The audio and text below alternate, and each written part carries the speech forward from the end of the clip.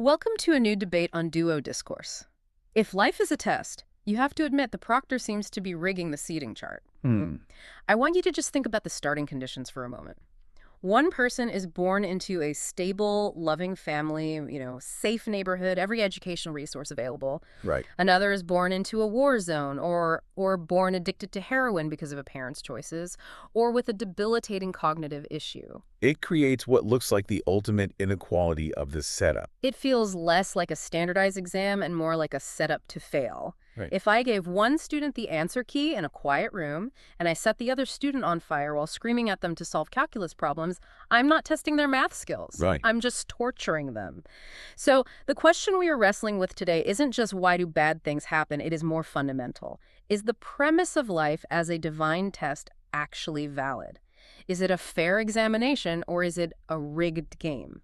That is a heavy question, but it's the one that underpins, well, almost every major theological and philosophical dispute in history. We're going to navigate this argument between the demand for logical fairness, which you're articulating, and the metaphysical view of what testing actually means. Because usually when we clack on this, we aren't even using the same dictionary. That's a fair point. We aren't here to declare a winner. No. We're here to unpack the architecture of the argument, because when you actually look at the linguistics, the words used in these traditions, test, doesn't mean what we in a modern academic context think it means. Semantics is the best place to start. In English, a test is binary. It's pass or fail. Right. You take the exam, you get a grade, and the teacher moves on. But if we look at the linguistic roots in the religious traditions proposing this idea, the definition is completely different. We found 3 distinct roots in the research: Hebrew, Arabic, and Greek. Yes. Let's start with the Hebrew, which frames so much of Western religious thought.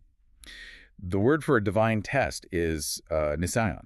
Okay. It shares a root with the word nes, which literally means a banner or a flag. A flag. That doesn't sound like an exam. The theological argument here is that a nisayon isn't a trap to catch you slipping up. It isn't a gotcha moment. Okay. It's a mechanism to raise up a person, like hoisting a flag up a pole. It's about making a person's latent potential visible to the world and, importantly, to themselves. So the argument is that it's not an inspection, it's a reveal. Precisely. It's about moving from coach, which is potential, to poel, which is actualization. You might think you were brave or patient or faithful, but until you are squeezed, until the pressure is applied, neither you nor anyone else actually knows what you're made of. And the Arabic definition, that tracks with that idea of pressure. It does. In the Islamic tradition, we see the term fitna. Fitna. This is often translated as a trial or test, No. but it has a specific metallurgical context. Fitna refers to the process of smelting gold. You apply heat and massive pressure not to destroy the gold, but to separate the pure metal from the dross. It implies purification. And finally, the Greek. In the New Testament Greek, we see the word parasso. This is distinct from temptation, which implies a solicitation to do evil. Parasso means to prove or examine, to demonstrate the quality of something. Like testing the structural integrity of a bridge. Exactly. Okay, so we have hoisting the flag, smelting the gold, and proving the quality. All of these imply the test is for the benefit of the subject to make the gold purer or the bridge stronger. Yes. But this is where I get stuck on the logic. If there is a God, and this God is omniscient, all-knowing, he already knows if I'm pure gold or dross. He knows the quality of the flag before he hoists it. The paradox of omniscience. It is the hurdle everyone trips over. It's a massive plot hole. Think of it like a TV rerun. If you've seen the show, you know the ending. Watching it again to see what happens is redundant. If God knows the outcome, putting us through the pain of the test feels gratuitous.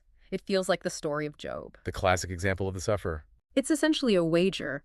God and Satan bet on how much Job can suffer before he breaks. If God knew Job would stay faithful, the torture of losing his family and health wasn't an exam. Wow. It was performance art. It was theater at the expense of a human being. That is the strongest objection to the testing model. If the examiner knows the result, the exam is for whose benefit? Right. The theological counterargument found in writings from Maimonides to Al-Ghazali is that the test is required because knowing something is not the same as being something. That sounds like a distinction without a difference. Not necessarily. Imagine a flax merchant. This is a famous analogy from the Midrash. The merchant knows which flax is strong and which is brittle. Okay. He only beats the flax that he knows is good quality because the beating improves it. It softens it and makes it usable. Yeah. He doesn't beat the bad flax because it would just crumble. That is actually a terrifying analogy. How do you say that? Because it implies that if you're suffering, it's because you're good quality and you're being beaten to be improved. But what about the flax that does crumble? We see that empirical reality all the time. The child born addicted to drugs, or the person broken by trauma who becomes abusive themselves. That doesn't look like improvement. No. That looks like the flax being destroyed. You are hitting on the controversy of tailored tests. The religious claim is often, God doesn't give you more than you can handle. Right. But empirically, visually, we see people break. We see people crushed by their circumstances. So how do philosophers defend that when the test clearly fails to improve the subject? They shift the argument. They move from the individual incident to the environment itself. This is the soul-making theodicy, popularized by the philosopher John Hick. He argues that we have to stop looking at the world as a hedonistic paradise. Like a pet cage where we're supposed to be kept warm and fed. Exactly. And start seeing it as a factory for souls. A factory implies we are raw material. We are. Hick argues that we are created biologically, but we aren't finished. We have to evolve spiritually. And the only way to evolve moral courage, patience, or empathy is to exist in a world where things can go wrong. Okay. If you were programmed to always do the right thing, or if the world was perfect and nothing ever hurt, you wouldn't be a moral agent. I would be a robot. If I can't choose evil, my choice of good is meaningless code. Exactly. And this connects to why God has to be hidden. It's called epistemic distance. Epistemic distance. Think about a police officer standing right next to you while you're driving. Are you going to speed? No. I'm driving 10 and 2, checking my mirrors, complete compliance. But are you a safe driver? Or are you just compelled by the immediate threat of consequence? Right, I'm just reacting to power. You aren't making a moral choice. For free will to exist, for the test to be valid, the proctor has to leave the room. In Jewish theology, this is Hester Panem, the hiding of the face. God pulls back to create a vacuum where you can actually be you. So the silence of God, the thing that causes people so much despair, is actually a structural necessity for free will. That is the argument. If God intervened every time a child was hurt, the world would be a rigid mechanism of instant justice. There would be no faith, no risk, and no genuine love. I can follow that logic on a chalkboard. It makes sense intellectually to say we need distance to have freedom. Sure. But emotionally, it hits a wall. And that wall is what philosophers call excessive or dysteleological evil. The suffering that serves no purpose. Right. I can understand the struggle of studying for a degree or the pain of a breakup teaching me resilience. That's soul-making. But what about the Holocaust? What about genocide? What about the kind of suffering that destroys a person's mind before they even have a chance to develop a soul? This is where the soul-making defense struggles. And honestly, this is where the conversation has to get very dark, to be honest. We have to look at post-Holocaust theology, specifically thinkers like Elie Wiesel and Arthur Cohen. Wiesel's quote is haunting. Where is God's mercy? When you see innocent children being marched into gas chambers, the idea that this is a test or a lesson becomes, well, Cohen calls it the tremendum. Yes, a horror so vast it creates a rupture in history. Cohen argues that you cannot rationalize this kind of evil. You can't. You can't say, oh, this happened so we could learn a lesson about tolerance. To say that is to instrumentalize the victims. It makes their death a tool for our growth. It's obscene. It's saying you suffered and died so I could become a better person. It brings us to the breaking point of the argument.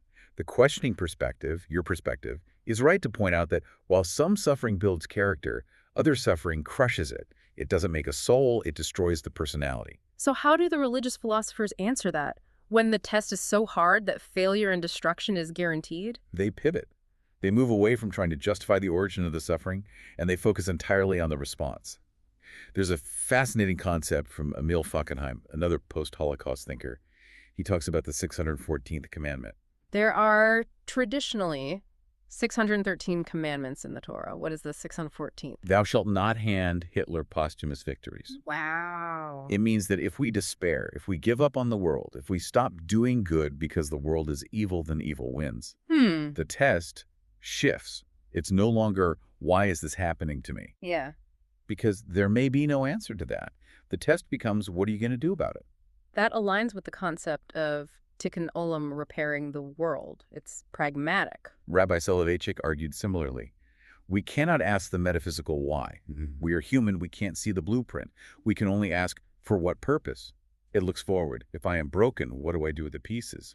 That puts the agency back on the person. But I want to go back to the fairness issue, the inequality of coordinates we started with, because even if we focus on the response, some people are better equipped to respond than others. Right. The Reddit threads we analyzed mentioned the video game analogy. Right.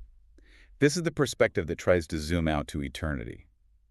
The argument is that we are looking at a 70 or 80-year timeline and crying, unfair. But if you place that against an infinite timeline and afterlife, the suffering of this life is mathematically insignificant. It's like a split second of a pinprick in a life of joy. That feels like a cop-out, though.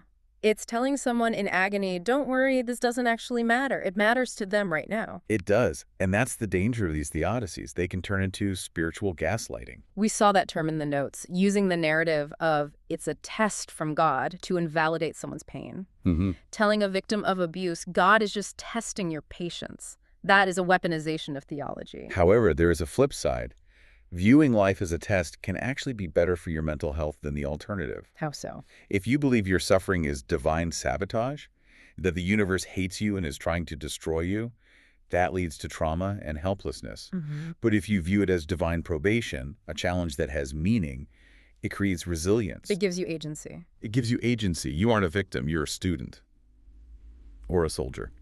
So even if it's not logically watertight, the belief in the test might be a survival mechanism. It provides a narrative structure.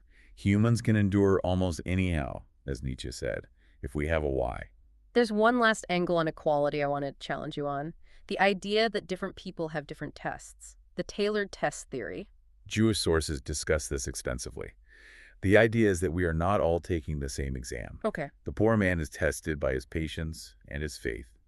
Will he seal? Will he curse God? But the rich man is tested by his generosity and his arrogance. And the scary part of the theology is that the rich man's test might actually be harder to pass. Because it's easier to be complacent when you're comfortable. Exactly. Or the idea that someone with a fierce temper is tested by not punching someone, whereas a naturally calm person gets no credit for not fighting. The test is relative to your specific coordinates. It levels the playing field a bit. It implies that we aren't all taking the same exam. I'm taking my exam and you're taking yours. We can't cheat off each other's papers because the questions are completely different. But you still have the divine sabotage fear. Yeah. We talked about Islamic eschatology, the end times trials, or fitan. Yes. The description there is terrifying.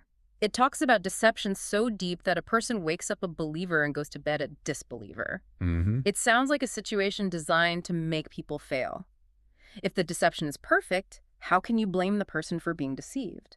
If the fog is so thick you can't see the road, is it your fault if you crash? It circles back to the heart. The theological argument is that the intellect might be deceived. You might be tricked by false arguments or societal pressure. But the heart, or the fitra, our innate nature, can navigate the dark. Yeah. But you are right to feel the tension. It is unresolved. And I think that's where we have to sit, the tension. Yes. We have the logical need for free will. We must be able to fail for our choices to matter. But we also have the emotional reality of pain-innocent suffering that seems to serve no pedagogical purpose. We can't bridge that gap fully with human logic. We are trying to fit an infinite ocean into a standard-sized coffee mug. It's going to spill over. Yeah. The free will defense explains a lot, but it doesn't explain the child born with a genetic disease. The soul-making defense explains struggle, but it doesn't explain soul-crushing trauma. So what are we left with? If we reject the test model, we're left with a random, chaotic universe where suffering means nothing. Which is its own kind of horror. Yeah. That suffering is just biological friction with no higher meaning. But if we accept the test model, we have to accept a proctor who watches us suffer and sometimes stays silent. I think we are left with a question about the grading curve. The grading curve.